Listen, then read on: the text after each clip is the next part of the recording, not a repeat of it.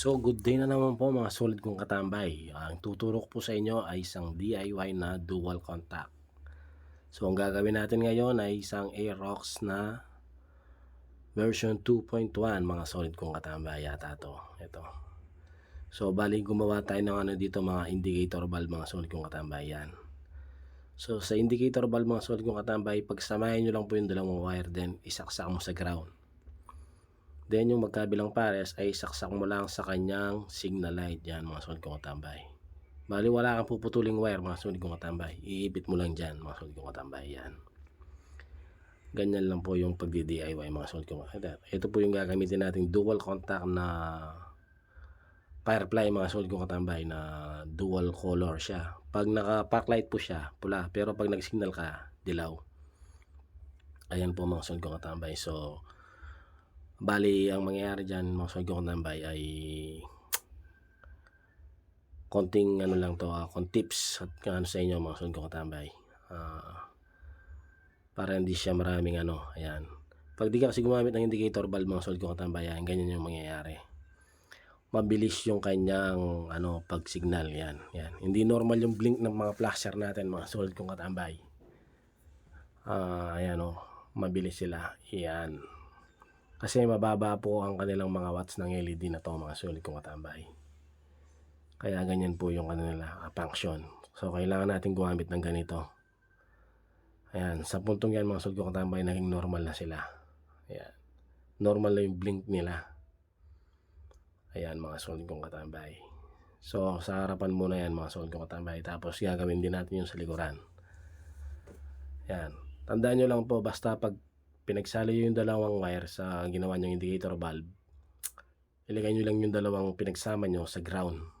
Yung ground ng Yamaha boss ay mga solid kong katambay ay kulay black. And then ayan na siya. Pag na-install nyo ng ganyan, yan, ito yung pinaka park light ng firefly na bombilya mga solid kong katambay. I-connect mo lang dyan sa may kulay blue mga solid kong katambay. Yan. Bali po kasi yung mga firefly na dual contact, may separado pong kuryente yan. And then pagtugtungin mo lang yan at i-connect dito sa may park light ng ating ilaw sa tail light mga solid kong katambay. Ganyan lang po kasimple mga solid kong katambay. Bali ganito po yung magiging output niya. Yan. Pag nag-flasher siya, yan.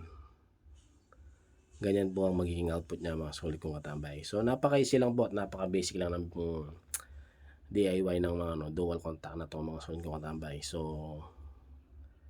built-in na po yan, may na yan, may capacitor na yan mga solid kong katambay.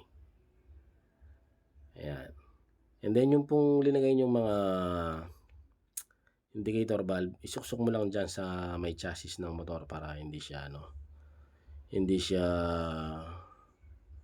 hindi siya masagwa at makalat tingnan. Yan.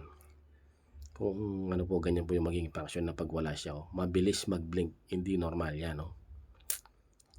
As you can see mga solid kong katambay. So gawin na natin para matapos na ito mga solid kong katambay,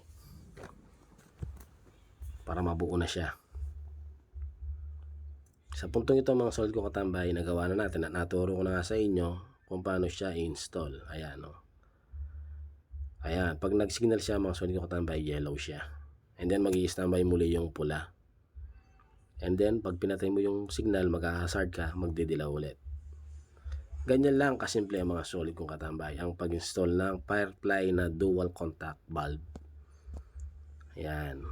Kung paano po yung naging procedure ng likuran, ganyan din po yung procedure ng sa harapan. Ayan mga solid kong katambay, ganyan lang po. Alright. So sana po may natutunan kayo sa munting video natin at nakapulot sana kayo ng konting aral mga solid kong katambay kung paano mag-DIY. Kaso ang Aerox na to bago pero walang gas. Ayan mga solid kong katambay, normal na siya. Ganun lang po kasimple. Sa mga gusto mag-DIY at mag-install